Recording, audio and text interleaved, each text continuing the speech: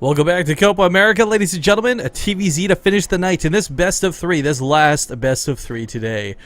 Now, it's worth noting again, both of these players have already qualified, but at this point they're playing for seeding, they're playing for positioning, and they want to see where they go in the group stages. Spawning here in the top left corner of the map, though, from Root Gaming, Root for Root, give it up for Catz! In the upper right has the red tear, and it is Sendoh. Sendoh. Someone needs to find me that sound clip. I'm serious. Find me the sound clip, tweet it to my Twitter so I can like play that out for the next time I introduce him. Before game 2. I don't even know what you would Google, like Japanese guy yelling followed by bamboo noise or something, but if anyone can find it, you're gonna be the best. Now what's kind of cool is with these final 2 players having qualified, we actually now know all 16 players who will be taking part in Copa America Season 2. So to fill a bit of downtime, but also to inform you all, the Protoss include Huck, Wingian, Ghost Who Dark, Don't Panic, and Darkness. The Terrans, Major, Ruff, Jarpy, and Sendoh. Sendoh, of course, we're watching right now. And the Zerg consists of Jon Snow, Fog, Shakti, Jim Rising, B-Lord, Cham, and Catz. Now, while there's a lot of really fun names here, the one thing I want to point out, though, guys, is I think the Latin community's held pretty well. There's such an abundance. There's only 4 players not from, like, Brazil, Spain, wherever the Latin communities, Mexico, of course, Major. Only 4 players out of those 16 are not from those communities. So even though they opened it up to North America, it's not like North America came in like a force of Koreans and stomped everybody. No. So going through the group stages over the next couple weeks should be a lot of fun. We'll have some pretty even matches, and again, a lot of players will get to learn about. There's some we know, obviously, Catz, Major, Ruff, Hawk, you name it. But there's some we also don't know. But the fact that they made it to these qualifying brackets, the fact that they made it to the group stages, we get to learn more about them. And Sendoh, I think, is going to be one of those players we'll see do fairly well. Left you a present on Twitter. Oh, did you find the sound clip? Yeah. I didn't even know what to look for. Of course, also control the camera. I can't be off in middle of nowhere space up here, tabbed out, looking on YouTube like... That'd certainly be funny.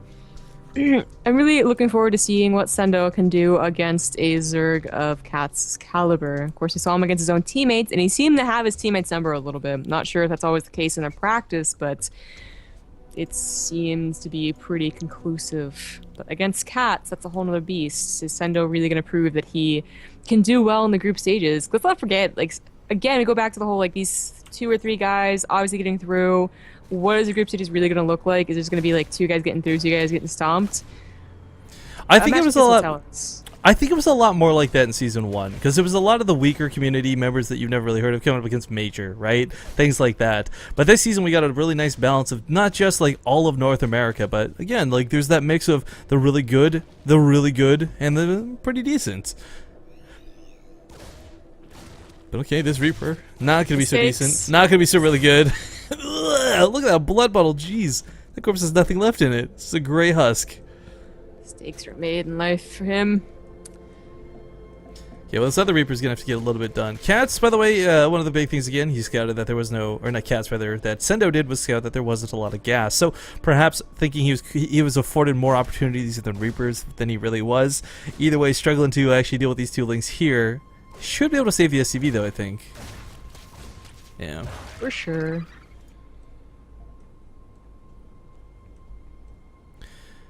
Well, for Sendoh, I mean, he's playing your classic game behind this. The Hellions will be on the way, the Command Center's coming. The one thing I could criticize about the last series we watched of him, though, is I really don't like the fact that we don't see him utilizing the Hellbat transformation servos. I understand that Hellions can be good and they're faster, so thus more maneuverable, but, I mean, the power of the pushes for the follow-up. We've seen XY from Invictus Game. We've seen Bunny from Team Liquid. We've seen a lot of people abusing Hellbats, and I'm really going to stress that phrase, abusing Hellbats, because the early timings, they're almost impossible to hold off without Roaches, without Mass Queens. We have seen Sendoh use them, just not in that early stage where you can transform the first 6 Hellbats. He used Hellbats, but he didn't use the transformation servos, is my point. Yeah. Did he use them and I missed it? No, he never used the initial Hellions and changed them with the transformation servos. But he always went into a Hellbat style. Right, I was making sure we're on the same page. I was a little sorry, I thought the other way around. For Catz, though, it's worth noting, guys, you know, he's I think probably the favorite coming into this series, but it doesn't necessarily mean he's got an automatic win here. What's worth noting is if you've been keeping up with Twitter, what's going on, first off, you should be, and you should be hashtagging SC2 Copa America with anything you tweet. But Catz has also been tweeting about, like, wow, you know, he barely won that last series 2-1, he got direct countered a couple times, so it's not like he's this infallible, untouchable god of a Zerg player. He's just really good. One Roach Warren and one, well, of course you only get one Roach Warren, but one Evo Chamber. TVZ, you almost always see doubles from both players. Double Engineering Bays, double Evos. This is, of course, going to give him a lot more gas for Roaches, and a little bit more money for maybe an earlier third. I wonder how much he's going to invest in these Roaches, though, because, I mean, that is Carapace being associated with him. It's not like he's going for the ranged weapons to be like, okay, this is Roach Hydra 100%. I mean, this will be good for your start. 8's a perfectly fine number to deal with the combination Hellions, maybe provide a little bit of counter pressure at a depot, but I can't afford to lose these queens. He needs these for the Banshee. I think Sendoh has been wise in keeping his best TV Seal builds for when it's he figures that it's important. He's going for mech right now. Something we haven't seen yet. He's also getting that armory at a time where he could transform the Hellbats. I mean, there's Roaches, and Catz is very wise in getting Roaches against someone who could definitely abuse it. I like the leapfrogging of the creep tumors forward. It's actually a small detail, but it's actually a really nice one. Yeah. Catz going for 2-base Roach, you know, his third's, it's not the latest, but it's kind of late. Not gonna do too well against someone who's going back because they can invest into those Banshees more than just one.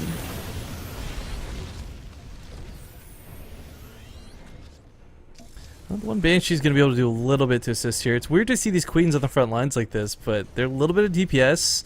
They're psionics, so they can soak the hits a little bit better than most from, say, Marauders or tanks, but I don't really know that transfuses are going to get a lot done here in this scenario. Well, they could take care of the queen. They could take care of the Banshee, where of course the Roach can't. So it's possible the Banshees are mismicroed. He gets down the Roaches, the Banshees really quickly, and that's a lot of DPS gone from this attack. Now Catz is waiting. He knows that there is some defense up there, but has he waited too long? Tanks are about to pop out. One of my hit goes off on one Roach. Second one of my hit comes popped out. And you're right, the tanks are kind of a timing on this, but we got some amazingly lacking DPS. I guess none of the bunkers are going down, none of the depots are going down. The SUs are repairing like crazy, and these Roaches are just kind of awkwardly throwing themselves against nothing. Yeah, this is a kind of a cool build. I don't think I've seen it before. This Roaches with only +1 Carapace. Catz could have torn down one of those depots. Like, he was focusing not even on the bunker. Like, that was just like an A move scenario, I feel. Yeah, he could have busted down the one supply depot, forced himself in a little bit more. Yeah. Either way, he couldn't reach the Banshees. At 3 Banshees, the 3 Queens would have to take no fire from the Hellions or the tanks and just deal with the Banshees, which was an unlikely scenario and would have required a lot more micro than Catz did show. Well, Sendoh's going to take a third. Does he not? Okay, he doesn't have vision of the Roaches just yet. Surprise! Now for Catz, you know, he's seen that this is mech at this point. It's very obvious when you have this many tanks, Banshees, and Hellions invested in, and himself, he started going for the infestation, but did he cancel it? No, he let it complete. Okay, sorry. I was glanced at the production tab for a second. So what I was going to say is, like, well, this might open a Roach Hydra. This could delve into being Swarm Hosts. Most likely we'll stick to Roach Hydra paired with Vipers, but, I mean, this is not a bad map for Swarm Hosts, not at all. And Catz is a player who's willing to go that route. I'm wondering if he gave too much in that attack. Again, we usually see these very powerful Roach Hydra attacks that's it's a bit passive, and then they have a very good push to use, especially if they wait for Vipers as well. But since he gave away so many Roaches, and of course he gave away a little bit of economy to do that, I wonder if it's going to be as strong, and if Sendoh can possibly move out at 150, and Catz not really be able to defend it. Well, here comes Catz's Hive on the way. Combination of Ducks and Blinding Clouds. I think Blinding Clouds is going to be a little bit more effective, but I will never forget that series we had with Fire Cake versus Avila, where, I mean, on Newkirk, he tore an army apart with Abducts. Slowly but surely. I could have sworn you said ducks. Ducks and Blinding Clouds. Just saw like Viper shooting ducks up. Actually, that's more like a goose or something, I guess, but... Oh, No, ab ducks, the six-pack of ducks. They're gonna be really nice for just doing what it can, corralling the units, getting. I think Blinding Cloud's obviously gonna affect the tanks most, but again, sometimes these are guarded by Vikings. The turret coverage is really nice. It's not gonna be easy to just dive in and get a free Blinding Cloud. So an abduct may be a better choice depending on the situation. Now, Sendoh is going for Thors. We commonly see this more often than we see just plain tanks, but he could be overreacting a little bit too much. The typical thing that we see is mutas, maybe 2-base mutas, but mutas in a swarm host and then back and forth again. But if you're going for Roach Hydra, the Thors, they can do stuff, against the Vipers, and of course they have decent DPS, but they're not as powerful as the tanks. No, definitely not. Thors I don't think like Thors are bad if it's gonna be swarm. Oh, that's a really. bad rally. Ooh. That was like 1,000 minerals and gas, so... Ouch. Let's go on. Not to mention, now it's primarily just roaches to the south. This one Viking, by the way, came out so late. I figured there's no way this was going to get any Overlord kills. But between the one from the turret earlier and 2 Overlord kills itself, it's actually paying for itself pretty nicely. Yeah.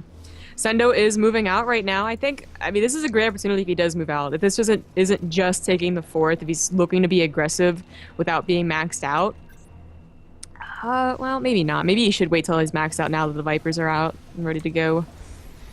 Oh, we just did it, by the way, Zombie Grub. Side note, guys, we did manage to break the 2K mark for Copa America, so shout out to every single one of you tuning in. You guys rock. I have no idea how the other streams are doing. Of course, I'm just happy that the English stream could get so many people tuning in. Of course, we got a Catz game. Not at all surprised. Really fun guy to watch. But, more so on top of this, there's a lot of Thors, granted, and tanks are fantastic, but there's not a lot of Hellbats. And Catz hasn't exactly invested in something like Lings, but those wouldn't be horrible coming up as a possible, Remax situation. I'm waiting, man. There was that one Jadon game where he remaxed with 100+ Lings against a Protoss player with no splash, and it won when no one thought it would. It's gonna happen against a mech player once. The Hellbats. Just you wait. I was casting a game of Iasanu with Namshar one of the days you were missing, and Iasanu remaxed in 60 Mutalisks, 6-0. Awesome. It's pretty ridiculous to see the remax potential of some Zerg players. But alright, we got the Vipers on the front lines here. There's a lot of Vikings to help zone this out. Not enough to one-shot them. The Thors will help a little bit, but it's going to be very difficult to completely zone these out. And the thing for Catz is, behind this, he's taking every base. I love that move. I can't get over that enough. I feel like if you're in a position where you're playing against a Mex player, just take every base. They're not going to... Goody's the only one who does tank run-bys. No one else does that. Emergency supply depots do go down. That wasn't just a coincidence. He saw the army and he knew that blocking off against a Roach Hydra army or forcing them into a choke is so much more effective than just letting them get on top of those tanks. Oh my god, the Banshee survived 2 abducts! Wow. It survived 2 abducts with 2 HP! 1 HP for each abduct! We have 2 engineering bays? Did he lose it? Yeah, he's getting 2 engineering bays. That, I wonder why. Because he's not going into barracks, he's going into 3 more starports. Is it to wall it off somewhere? Where did he come down? I got this, I'm checking. Okay, you look for a second. I do like these command centers hidden on the backside, though. These would be really nice for the orbitals. They block out a lot of space, too. But we finally have Enduring Locust being researched out of Catz saying, okay, I'll play your silly mech game. But what's going on right now, this is kind of what I was talking about before, guys. We've seen this happen in the past, where abducts are going to be infinitely more useful than Blinding Clouds if you can't find a good engagement path. It was an emergency blocker, by the way, off to the north. Okay, yeah, I thought so. I mean, they're cheap and they're way more HP than a Supply Depot. But this Banshee, man, it's I feel bad for this Banshee. The 2 that died didn't have to watch their 2 buddies die. This one's lived through 5 abducts. Oh, these Broodlords. These Broodlords could be a little brutal if they were more plenty in number, but just 4, it's not going to deal that much damage that he couldn't just make a few Vikings and take care of it. Right, but this is a problem a lot of Terran players get caught in with mech, where sometimes you don't have the right... And right now the Viking count is, quite frankly, low. So these Broodlords will do a lot of damage. Tanks will have to unsiege, but normally this gets paired really well with Swarm Hosts, because you have to leave the tank siege for the Swarm Hosts, but if you do, then they friendly fire each other for the Broodlings. So a little bit of a weird dynamic there, but the longer Catz waits to get those Swarm Hosts actually out and available in play, the harder it's going to be to force out that sort of scenario. For now, though, you're right. There's a decent amount of Vikings. There's some Thors out. They can always go transform mode. Which of course gives them that little bit of extra punch. Cat's still hesitant to really push in here. You know, I know going for the more aggressive type of Korean style of push with mech is dangerous. You're just asking to get overrun when you're not sieged or, you know, misread a situation. But Terrans seem to rarely ever win these type of battles, or on this map, this style. They get mined out way faster. Catz isn't going for the automatic Broodlord style, like free unit style, but eventually he is. He just has his army because he doesn't want to give it away for free. I'm still loving these abducts coming out of Catz. Really like these a lot more than going for Blinding Clouds. Just side note too, for those who don't know, because we will probably see it at some point. If you Blinding Cloud a Thor, it can still shoot up out of the Blinding Cloud. I remember when Zombie Girl and I found out about that, we were like, wait a minute, what? But it only affects the ground attacks, so still pretty good ground-to-air units if that's the case. But 5 Ravens at a time? But this is only shocking because Corvid Reactors wasn't researched. Oopsie. For those who don't know what that upgrade is, by the way, it's the Terran upgrade that allows Ravens to start with a little bit of extra energy so they can Secret Missile right off the bat. Yeah, well, none of them have been upgraded. Durable Materials hasn't been either. Well, I mean, I don't think Durable Materials is really that big of a deal in comparison to, say, Corvid Reactor. Because that's a whole 30 seconds, 50 seconds you save yourself right there. Well, it's the idea also that you are not banking on the Ravens coming out at a key moment where they have to have that much energy. As opposed to Pathogen Glands, which if they don't come out with the fungals when you need it, it's terrible. Well, good to siege up here for a pretty decent start to this engagement. Vikings are trying to pick away the Vipers. There's only a couple left, but the Corruptor's doing a great job of zoning this out. And here come the Broodlords. Now, here's one of the really sad dynamics of not having the Secret Missiles available. He's not going to be able to clear out the Corruptors, and he's certainly not going to be able to land these on the Broodlords. Broodlords take like 3 or 4 Secret Missiles to kill. The choke here is good against a Roach Hydra player, but not if they got any amount of Blinding Clouds. Your tanks are completely zoned, like, together. 1 or 2 takes away your entire army. It was just that Catz couldn't get him down because the Vikings are doing good job zoning, and he looked hesitant to give them away so freely, even though his bank is not that bad. So there's 2 things to consider right now. One, Catz is actually with Creep Tumors blocked out this northern gold base. So technically at the moment, even though Sendoh's starting to clean this up, he's going to be down a base for a long time. But on the other hand, both players have this pretty massive bank going for them. I mean, this is a pretty insane bank. Yeah. Oh god. Catz should be transferred over. There's not enough Vikings. There's not enough Vikings for this. With the Ravens? Is he no? Oh no. No, the Corruptors can actually just stay where they are. But Friendly now fire they're with the on top Secret of the Missiles. Vikings. Exactly! Yeah, what's that about? Friendly fire! So painful! No Vikings, 1 Viking left, and the Thors with no cover is going to be able to take care of it. Why are you putting the Ravens in with the? I don't understand. I don't know. He's not using the Ravens too efficiently. We got some fungal growths going down too, but Catz definitely got the better end of that trade because he killed so many Ravens with it. Oh my goodness, that's so painful to watch. Yeah, there was no reason for those Ravens to die. That was. It seemed like such on purpose though, and I think what happened was that he of course clicked on to set the target for the missile, but then also clicked again, so the Ravens went to it. Oh. It's just more Ravens going down to the Hydulas. We got some infested Terrans coming down here. There's no energy for point defense drones. And again, this all might be a little bit different if you had Corvid Reactors, but I think you just completely forgot about them. And pushing through here, this looks like Catz has finally taken a big lead this game. The big thing is bleeding out these Ravens. I mean, the supply count still looks somewhat even, guys, but the Ravens are so expensive. You can't afford to lose these, even if you have a bank. yeah, this lack of upgrades is not cool. Yeah, pretty much. The bottom line there. There's so many tanks available, and there's just, even with 2 Vikings at a time, no real anti-air. So combination Swarm Hosts and possible more Broodlords, hell, even Mutalisks wouldn't be too bad at this point. One thing though is that Catz did finally gave away his army, so he's remaxing with Swarm Hosts and, you know, things that are free or energy based, which is great, but it wasn't from the beginning. You know, usually we see it from the beginning, so both of them have a humongous bank. Catz doesn't really have a bank. He will soon, because he's still on all the bases, and he's finally getting to those free unit points, but it wasn't as bad as it may have been should he had, you know, a bank behind it. I really wish they would introduce the late game, like tier 3 upgrade for Banshees, so make it so they do splash damage like a campaign. That'd be so cool. You're gonna talk about the tier 3 Reaper upgrade, because isn't that what like David Kim wanted, was like the later Reaper or something like that? That would be cool. Now, there's actually a cool dynamic of what could come into this game, guys. We've never seen anyone else do it to date. But there was this one instance where it was the same situation. Players started getting mined out. It was Swarmhouse versus Mech. It was on Habitation Station. It was Slivko versus Cross. And one thing Cross did really cool, really uniquely with his Ravens that I've still yet to see anyone else do to date, or even be effective with, is rather than using 100 tanks to zone out the Swarm Host waves, he was throwing down like a ton of auto turrets with the point defense turrets above them. And auto turrets, well, 1 or 2 is not so good, but when you've got a whole row of them, they shut down Swarm Hosts pretty effectively. Seem to be getting into the age-old trap of this map. How is this creep still not cleaned up, by the way? I mean, real talk. This has been like 5 minutes and it's still receding. I think he kept taking overloads over there or something. Maybe. It's just it. Creep is more useful. That fungal growth, though. That's gonna kill every unit here. God. Secret missiles are coming down, but he just runs them underneath the army. Oh! That was basically a mini nuclear explosion. Oh my god. I think I just found this week's highlight moment. Holy crap! Catz is really good with these suicides, but that fungal growth could not have been better. That was awesome. Oh, Broodlord's coming in the front lines. Army. He'll start from 0. Yeah, he's got no Vikings, he's got no Ravens. These 2 Broodlords have nothing to stop them. And free units for free units as he starts trading out.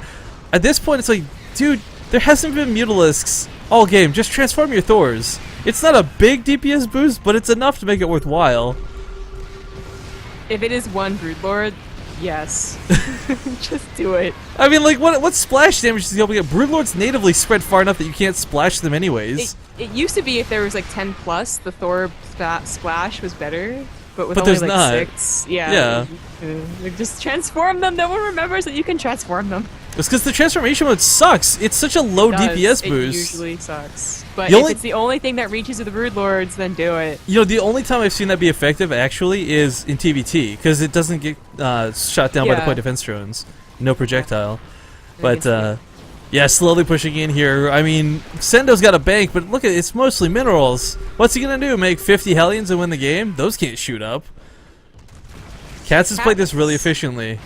He's got a huge bank behind it. He's still got the map under his control. And Sendoh's only just recently taken this base up here. And at this point, it's not even about the gold. He doesn't need minerals. I can't stress that enough. Like, minerals are the worst thing he could have right now. He needs gas. Learning to run away from the secret missiles. Ah. This one learned. He's gonna be so cautious about that from now on. Half of Sendoh's army is up defending a gold base, so The Catz fungal is moving growths. into the 3rd and eventually the natural. So to explain something why you don't see fungal growths go off that often, guys, a lot of the time the siege tanks are doing the job of zoning out the infestors. The infestors will never get close enough to fungal growth as long as you're camping above tanks. But the tanks, as zombie are pointed, were all up here to the north. They were repositioned or have been killed at this point. In fact, Yeah. Sendoh might be at that point where he can't max out on tanks fast enough to deal with these swarm hosts, with those locust waves. You know what was funny about that, you know, the infestors going in as they did to kill that entire army, was that it was almost like Catz was like, oh hey, there's no tanks to stop this, and then he went in. He realized it too, just a little later. Yeah, kind of awkward. Now, there's a lot of Ravens, but again, I can't stress that he doesn't have the energy upgrade for them. Like, you gotta imagine, like, more energy. right? Like, it's on 1 or 2 Ravens, okay, missing the small energy is not a big deal, but he's pumping 5 at a freaking time, and none of them are full energy, and most of them have died before they even came close. And again, it's the difference of 2 or 3 secret missiles, maybe some auto turrets, point defense drones, whatever the case may be. Sendoh at this point can't afford to actually upgrade it, which is what sucks the most. Durable materials were not as important. Ooh! Oh, this is good. This is really good. Boom, boom. Alright, get some pretty decent kills there. Man, if he had one Banshee right now, by the way, he would have just cleaned up like 5 more swarms on top of it. Yeah. Catz remaxes with more infestors and swarm hosts, but a mutilus switch would probably... I it's don't know. tricky against Mutas? mass ravens. If mass ravens Yeah, get that, you yeah. know, really good. Oh, but the fungal! Oh my No, god! not again! No, no, you can't do anything either because she's gonna do exactly what he did last time. No, Yep. no. Oh, Catz. he's sealed his own why? fate. Again, the kamikaze bomber goes in. And Catz, he's taking the base. He's gonna shut this down. No gas for you. Okay, you know what? Sendoh played a pretty good game, but more respect goes to Catz. Like, he's made the perfect reactions. You know, the suicide seeker missiles have caused more friendly fire than I think any amount of these locust/infestor fungal growths themselves have done. Was one tank gonna clear up the base? Drone should surround it. Right? I was just thinking that. Even with 3 armor upgrades, drone will eventually punch it down, I guess. But oh man, that's a lot of infested Terrans. For the farm. Don't need any fungals anymore. Well, I mean, you've already killed enough ravens. This is, it's only Hellions at this point. He literally can only make Hellions. Look at that gas bank. Or, because you hate me saying literally, he can actually only make Hellions. Look at that gas bank. It doesn't exist. I corrected you once in jest, and you are just... No, dude, I'm taking it. It's like, okay. Unfortunately, I'm trying to improve my wordage, my vernacular, however you want to phrase it. Tank is absolutely wrecked. So is this command center. This is game number 1 going to Catz is what this is. And you know what the best part is? This wasn't even an hour long. 36 minutes doesn't seem correct either, though. I know, right? Like, it doesn't feel like... It's a tower defense game at this rate, is what it is. Dude, tower defense games, I used to love them so much, but they were so boring after the first 12 minutes. Did you ever make the play the original Brood War one? No, I didn't play any Brood War customs. Oh man, it had this one sound effect. Shout out to anyone in the audience who remembers it. But like the original tower defense just had this really annoying thing with every wave. They'd be like, "Bwang, bwang, bwang, bwang," and like that's again one of those noises I'll never be able to forget because I've heard it a million times playing 1,000 tower defenses over the course of Brood War. I was the worst, man. Never played anything competitively. Never watched anything Korean. I just played sunken defenses and like, I don't know, break the condom games with Zerglings all day. Yo, if I knew about Brood War online and like competitive play and online play, I'd be such a different person right now. I'm a better StarCraft player, that's what. My micro would have begun at a much earlier age. It would have. Oh my god. Hold up, Sendoh just actually secret missile something else without dying in the process. Oh, 41 mutas! Yes! At this point, I think it's very clear that Sendoh has won this game and Catz is just wasting our time. If Catz was a real player, he would have obviously won. Oh! Yeah, Catz is making a lot of really nice moves this game. There's just nothing else you can take away from that. The Vikings, they've got 3-3 granted. They can deal with the mutas and low counts, but not 41 of them. Not 41 of them. You know, it's happened so often in this game that to any newcomers are probably like, what are they getting so hyped about? This thing's like it happens all the time. It really doesn't. I know. It really doesn't. Oh my god, the secret missile drag once again. This is it, guys. This is finally it. GG is called, and game number 1 gonna go to Root Catz.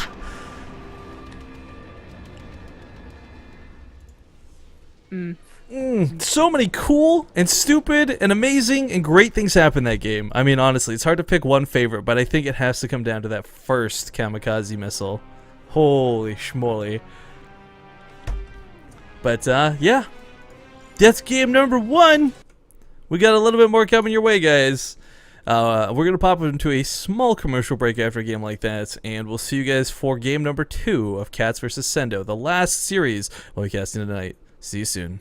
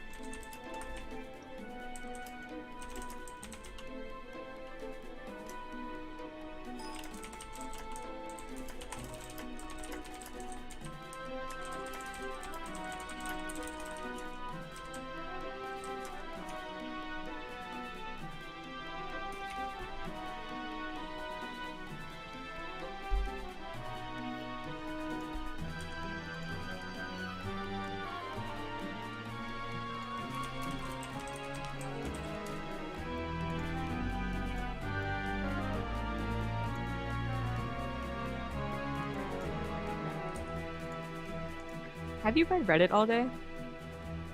No, I haven't been on Reddit. Anything good? I was wondering when you were gonna talk to me about how Slayer's Boxer was streaming.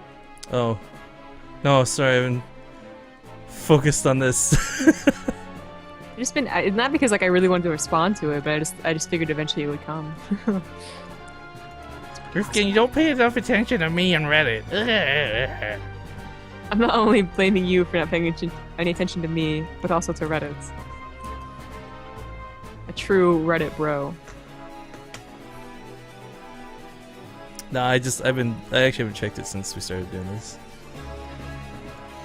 Oh, it's been up since this morning. Oh, well, my bad then. Yeah. Get off my ass, Mom! No. What's so sick is he's gonna play StarCraft2 as well, not just Brood War. And he hasn't played in Heart of the Swarm.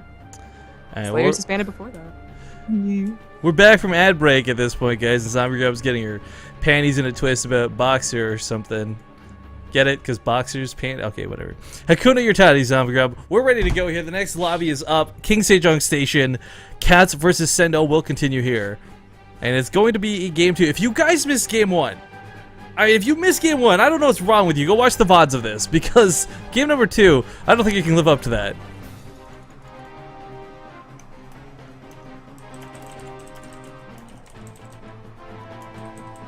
My friends once joked about getting me a Boxer body pillow. I said that was weird. Nice. They didn't think it was weird. Dude, see, you watch 30 Rock. You ever see that episode with James Franco? Yeah. Dude! This is Kamiko-tan. Yeah, then he makes the pillow. This. He actually makes the pillow bow. That was like my favorite part. I like when they're dancing together and he like brings her out of the camera frame. And Yeah. she's like, let's do this. Oh, 30 Rock is so great. Yeah, I love that show. I love the Warcraft 2 music too, guys, but I gotta put it on pause because I think we're almost good to go. Good Luck Have Fun's called, but does Petroka know he's got hosts? Okay, well, I guess now he does. Guys, hop into the map intro. See you in a sec.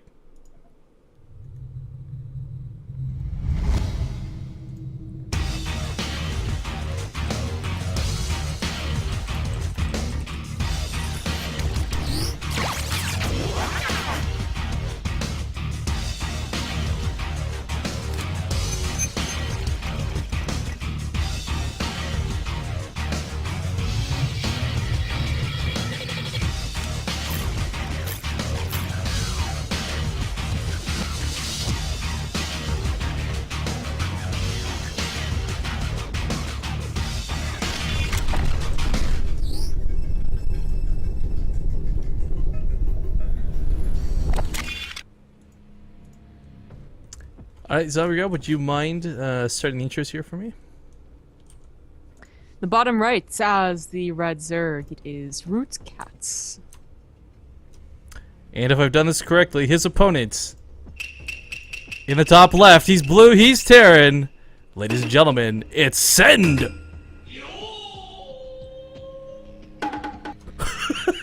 I don't think that could have timed out better.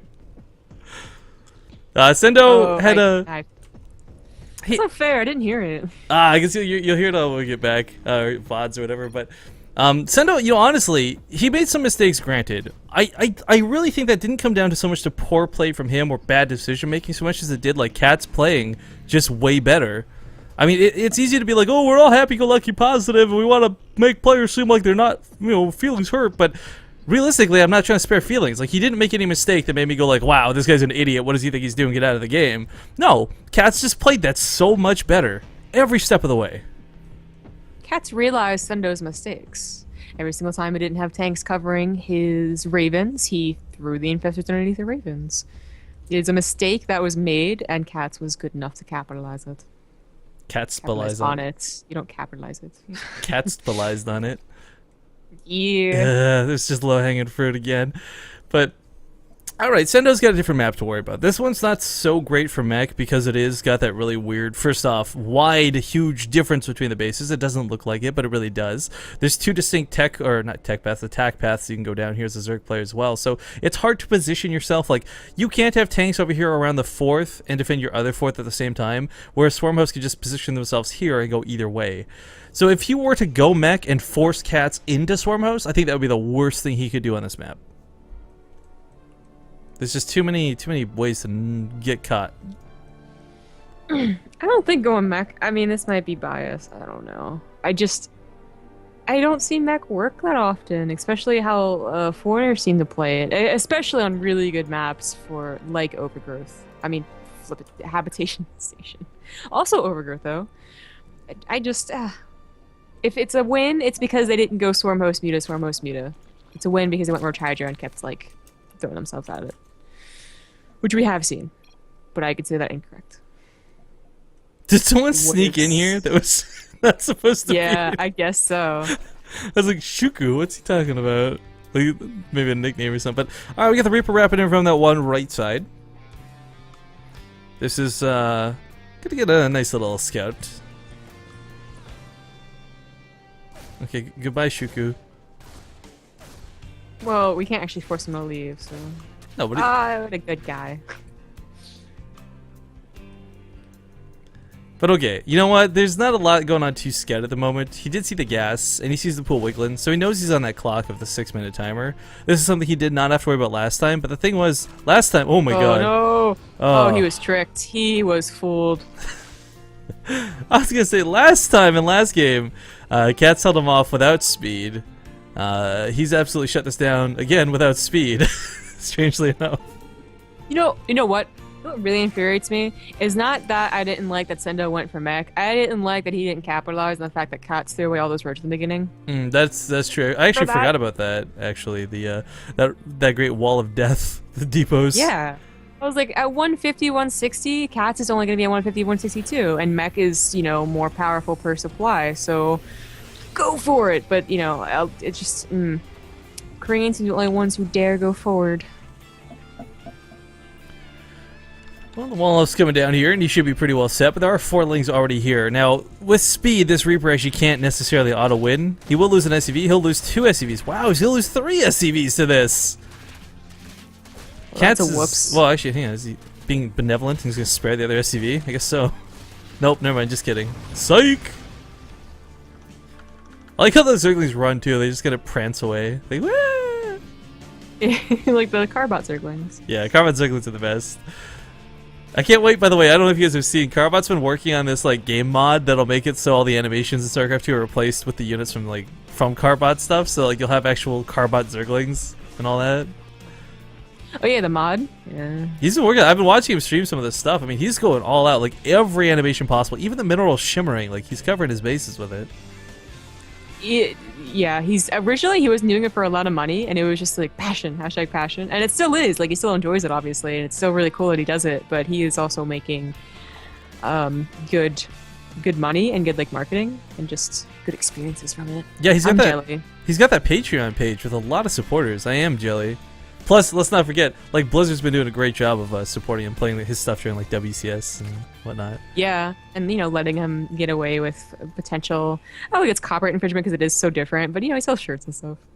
Either way, I'm just glad that he's a part of the existence, I guess, of StarCraft 2 really things.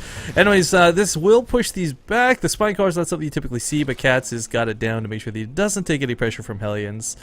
Not in the slightest. And that's a very quick spire in a very unusual location. So if Sendoh decides to scout, he's not going to scout there. Not with a scan, at least. One Viking might have gone over that, but yes, that probably will not be scouted. Now this is interesting. Usually you rarely see 2-base Muta against a bio player because it just doesn't seem to work out enough. But you see it all the time against someone who thinks that their opponent's going to be going for mech. Does he think that Sendoh is just a mech player? I mean, that was a good map for mech. Like, people who buy all the time go for mech on that map. It may have been a misinterpretation, but I mean, the realistic reality of things is 2-base Mutas, not exactly bad versus Terran openers in general. There's going to be a lot of Hellions and Reapers and possibly Marauders, right? Like, no one's really going fast Thors, no one's going fast 25 Marines. So, I mean, the Mutas isn't a bad opener, but it's less economic than the other alternatives for sure. Yeah, it's not as bad as opening against like Swarmos against Bile, maybe. that would be really odd. But if it doesn't do any damage, and sometimes it just really doesn't do any damage, it can, be a lot harder to defend against that first medevac push. Or he defends the first medevac push fine, and then he has a lot more mutas than expected at that point. I'm enjoying your struggles. It's been a long day for both of us. Of course, we did the Acer Team Strike Up this morning, kind of a but tongue twister. Okay. well, no, but I'm just saying I love that we get to cast Copa America because before, you know, we had the morning cast. Now we get a little bit of late night cast. We had a show match the other day. I've really enjoyed our time spent with Copa America so far, and I'm really excited that there's still a whole season to go for it. Even now, you know, it's not Raven with the Secret Missiles, but he uses the splash damage from that one of mine against the SCVs. Catz, you are such a monster. Wasn't quite as effective, but yes, that was true. Like seriously, what developer said, you know what? One race needs to hurt themselves like a lot of the time. Well, that would be the original designers of RO4. Nice shot there. Tanks have always done splash damage. Yeah, but they didn't have to translate it to all the new things. I mean, Widow Mines, Apparently Secret they did. Missiles. I mean, hey, we get healing, all right? A lot of the Mutilas did a lot of damage. They killed a lot of SCVs up to 16 already, and they also took a good chunk of the Marines, which is hard to think about. But they also lost all of the Mutas. Decent trade? I don't know. Well, he didn't really lose all the mutas. I mean, I think it was only Lost a about lot. 4. Really? Yeah. No. Yeah, because 2 to the Widow Mines, right? 7. No, he lost at 7. Okay, or well, I 8. can't, unfortunately, because we're not allowed to use Game Heart, I can't hit Shift L and look and get a decisive number, but I can. It lies to me all the time. yours sucks. See, like, mine's accurate, but I can't use it. We need to, like, Yeah. swap who's using which overlay somehow.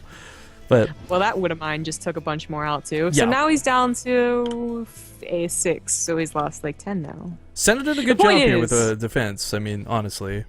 He is, because one thing that can happen if you go for early mutas is that you have those 10 mutas, you let them live, and suddenly you have 10 more mutas than you would expect at like 15 minutes. So when one start takes care of your bases while you're pushing out normally, now it doesn't.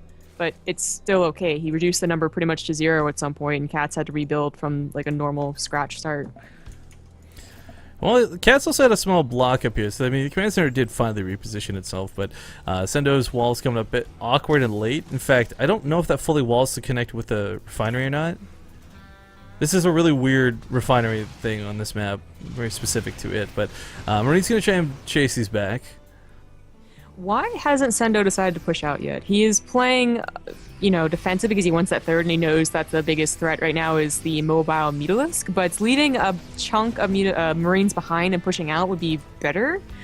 Because we hadn't really noticed because we were focusing so much on this side of the map, but the Bailing Nest only just came down, and they just started bailing speed. Doesn't have that much creep spread.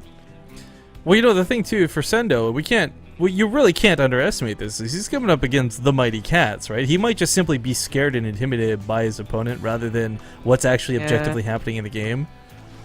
Like, if it's some too Bronze bad, League though. player, you come in confident, like, oh, I can push, it's no problem, right? And then you hit those timings. But it's like, oh, it's Catz, he might have more behind this. He could be playing, like, this own self-defeatist mind games. Yeah, that is an excellent point. It happens all the time, but it sucks because I think he really did have an opportunity that if he was, you know, aggressive, he could do something. Now he also forgot his own combat shield, so they both give away something in this defense/offense. But Sendoh really did have a good defense. It just, like, killing all the mutas, even while taking some SCV damage, killing all the mutas was a bigger deal. Well, Catz has managed to lock down this fourth pretty nicely. Yeah. And now the time where there was no Banelings at one point for a very long time, but there was also no Baneling speed. Now he has it. He has the upgrades, and now he has a decent Muta block to go ahead and counter. Yeah, 17's pretty good. I like the control over here, make What you'd sure... expect. Imagine if those first 10 were alive, though, the first 12 or whatever. We would have so many. Well, Quinn gets picked off in the middle of the map. Now, as you point out, the Baneling speed and Banelings were late, but he's got a lot of them on the ground waiting. I mean, 11 Banelings doesn't seem like that much, but you guys got to remember, there's no Marauders here, there's no Widow Mines with this. Everything that can connect will take that bonus damage. And as long as he kills enough of the Marines, the Mutalisk can clean up what's left. It's very infuriating that he didn't kill the 2 active creep tumors. Yeah. That scan was so bad. Not any fault of his own, just bad. Oh god, Blue Flame, though, Alright. against 100 Zerglings. We're going to see who comes out They're ahead. gonna Banelings are Oh, way not too low to targeting. connect. He's trying to fight off a creep too. Catz is really ballsy. He's going to take a pretty good engagement, but this won't end the game, sadly, as he's left with very little behind this. Just a couple of Mutalisks still standing, but the Marine reinforcements should be able to deal with that. Those Blue Flame Hellbats, oh my god, did they get some good connects. If he had taken that engagement completely off of creep as opposed to just half of it, I think he comes out even or even ahead.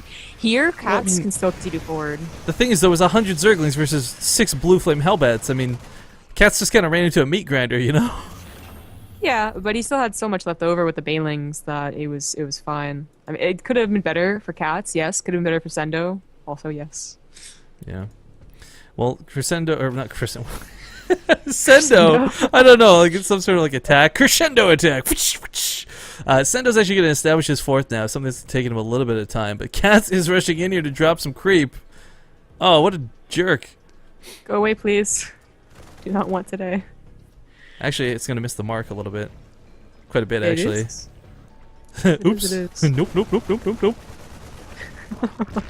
I don't know if I like taking this fourth. So often we see the fourth taken in the middle because it gives you an immediate jumping off point to what would be Katz's fifth.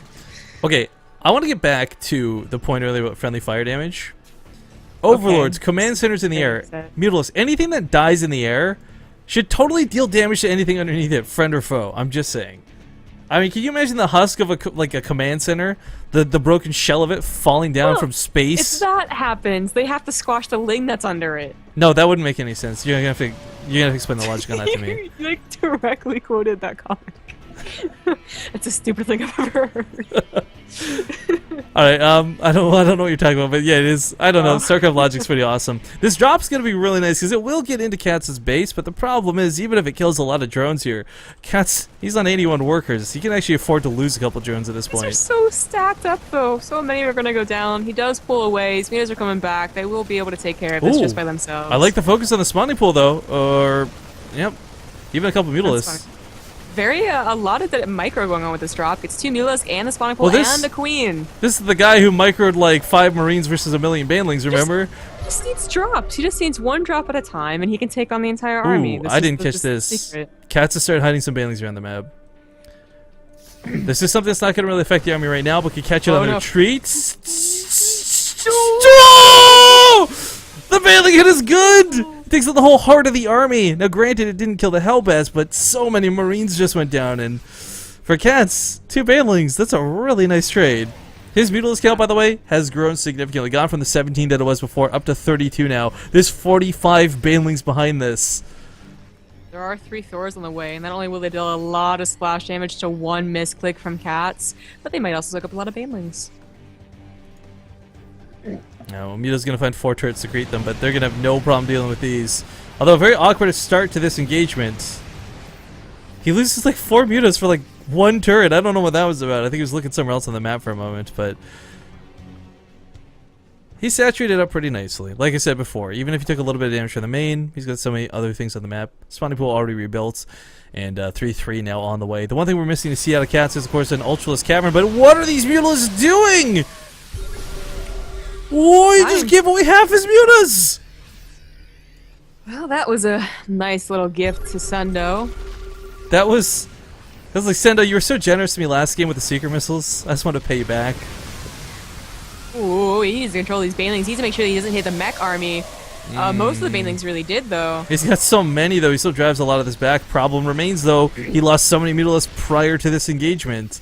And Catz actually doesn't have a gas bank. He had this really nice mineral bank they just had to sink into a lot of Zerglings, but, I mean, again, these are going to be Blue Flame Hellbats, guys. This is nothing to scoff at. That army at that time really was half mech. It wasn't his intention, but it worked out that way, and it worked very, very well. Catz, especially going off of creep, you're taking so much damage from those Hellbats, even without focusing them. It is cleaned up. Sendoh is still down by about 20 supply, so Catz not in any danger, just with a very low muta count. I kind of almost wish he would not spread creep northwards here, because okay, no, scans already reveal the Banelings anyways. He knows they're there. But the reason, for those of you who don't know, you don't burrow Banelings typically on creep, because standard players are usually going to be scanning to clean up the creep as they walk anyway, so they'll find your Banelings and it'll be a little bit worthless. So Catz, recognizing that, starts repositioning them. Closer to his creep, which would be scanned, so I don't know if they're really going to do anything. What is that poking sound? The spine crawlers are poking at that rocks. That's what it was. What rocks? Oh, where? The destructible, they were down at the 5th. Oh. Yeah, I heard the sound too, and I thought, like, maybe that's just me. I didn't want to, like, bring it up because I was going crazy. All red across the production tab, all the upgrades, all at once, please.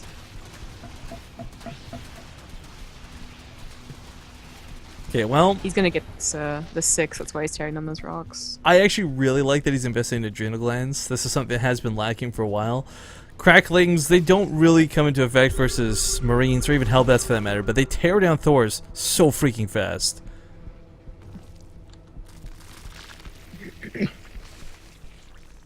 The Ultras are out too, are going to be really nice. Katniss plating is finishing up here in a moment's time. And, I don't know, for Sendoh, his army is just lacking what it needs to be. I mean, Marauders are finally coming out. He's got Thors. He's kind of blindly making the, okay, it's about that time for Ultraless composition, but I don't know if he'll have enough of it is the problem.